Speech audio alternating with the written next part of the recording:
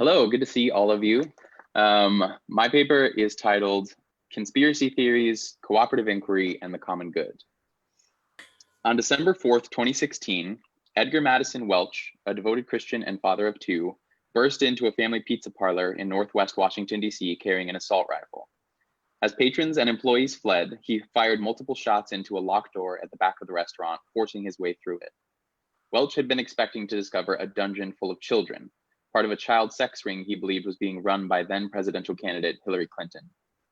Upon discovering nothing more than a small closet of computer equipment, he put down his weapons and surrendered to the police. He was later sentenced to 4 years in prison. Pizzagate, as it became known, is one of many high-profile conspiracy theories to have captured the imagination of surprising numbers of people in recent years, including many Christians, sometimes provoking them to dangerous, misguided action. The current pandemic has exacerbated these trends, creating an atmosphere of uncertainty with apocalyptic overtones that is being exploited to great effect on social media. A recent study in psychological medicine from research at Oxford shows that 40% of adults in England believe in some kind of COVID-19 related conspiracy. They also showed that people who hold such beliefs are considerably less likely to comply with social distancing guidelines or take up future vaccines. The reasons for this fascination with conspiracies are complex and evolving, and I will not attempt to explain them here.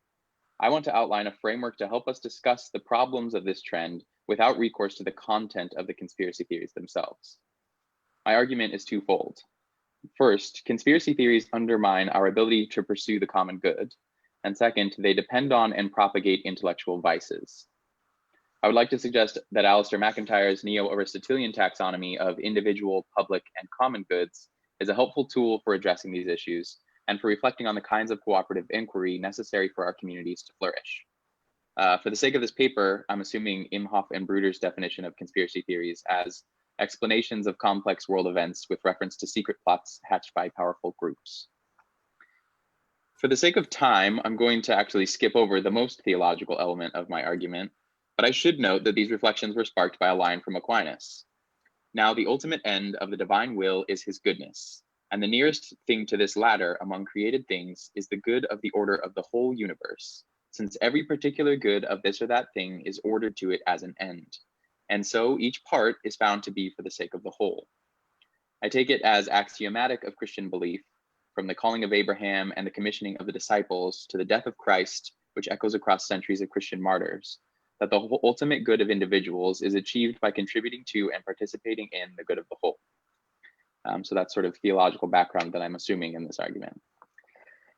MacIntyre contends that as everyday agents, we recognize a distinction between different kinds of goods to which we order our lives. Individual goods are those that I can both achieve and enjoy as an individual. To taste a glass of whiskey or a plate of fish and chips is to appreciate this kind of good.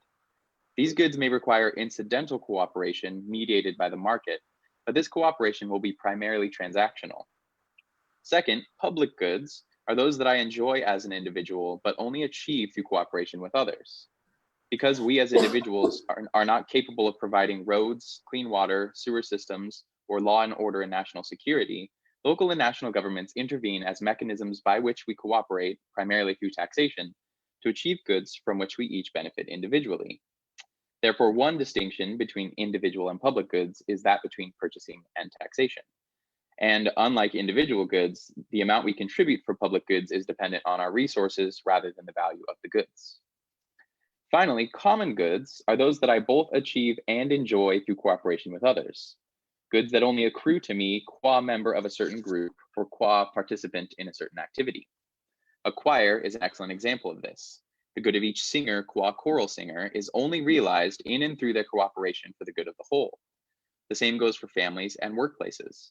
I only flourish qua husband or qua employee through the flourishing of my family or company. Thus, it is uniquely the case for common goods that the good of the whole is greater than that of any individual, insofar as the good of each individual qua member is only realized in and through the good of the whole. And of course, these different goods support one another in various ways. Families and choirs rely on public goods in order to achieve their common good, and none of this stops them from benefiting from individual goods. When a particular good is in view, one question we should ask ourselves is, what kind of good is it? It is often the case that things go wrong when we misidentify the nature of the goods we pursue.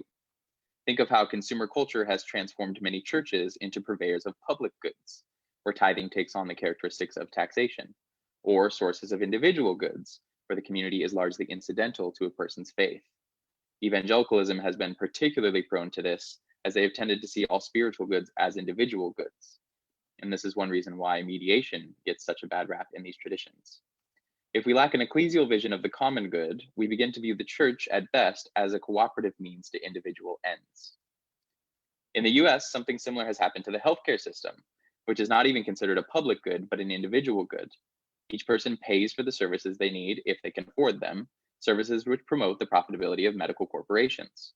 Private health insurance partially obscures this fact for the upper and middle classes in the US, who as a result of stable employment enjoy relatively unfettered access to healthcare services for which they do not pay directly. This makes it easy to forget about their fellow citizens, 27.5 million of whom are uninsured.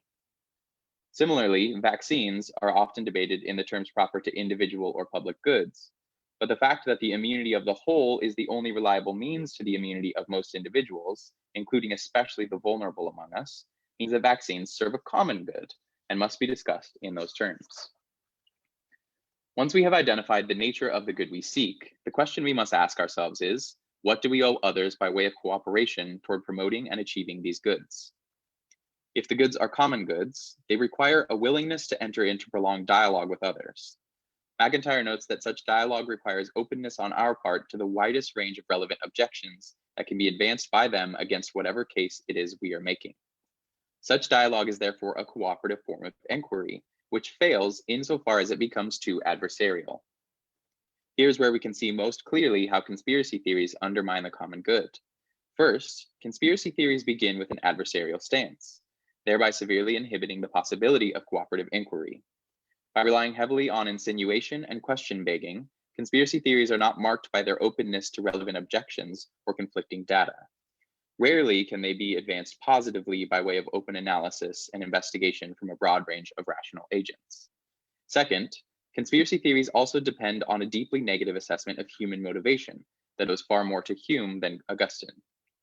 As Eulabis writes in her book on the anti-vaccine movement, that so many of us find it entirely plausible that a vast network of researchers and health officials and doctors worldwide would willfully harm children for money is evidence of what capitalism is really taking from us.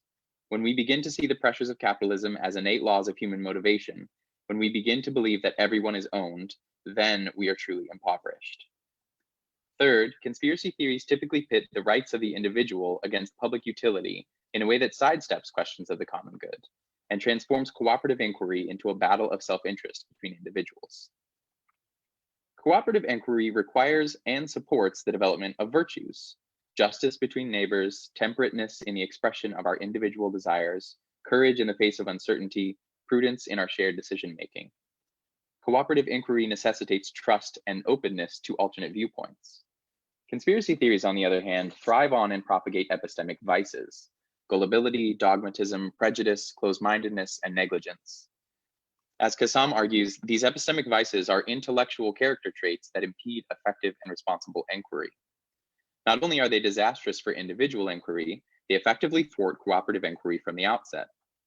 As MacIntyre notes, in the kinds of disagreements which instigate our shared discussions, the contending parties will each have brought a set of beliefs, attitudes, commitments, and perplexities, unresolved problems, that issue from and are intelligible in light of their past histories.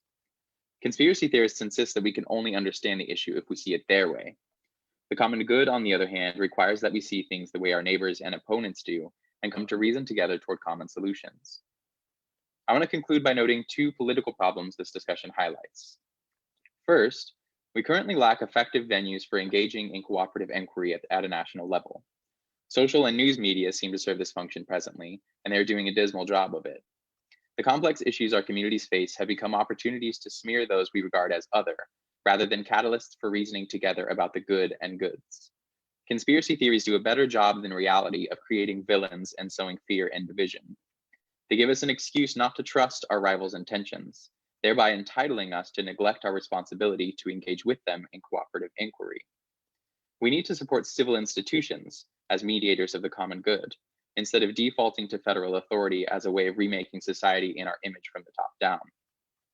Nonetheless, certain issues, including public health matters like vaccination, have to do with common goods that must be mediated to some degree by national governments, which leads us to a second problem. We as a society no longer prioritize the election of officials with the requisite virtues to engage in cooperative reasoning on our behalf. The primary reason that we should insist on electing virtuous officials is not general decorum, moralism, or even the need for suitable role models. Rather, it is because our officials must represent us in processes of cooperative inquiry, and doing so requires the virtues. By this, I do not mean that they must hold the same religious or moral views as we do, but that they must exhibit justice, temperance, courage, and prudence. Only those with the requisite virtues will be capable of fruitfully engaging in discussions about the nature of and means to those goods which will allow our communities to flourish. Thank you.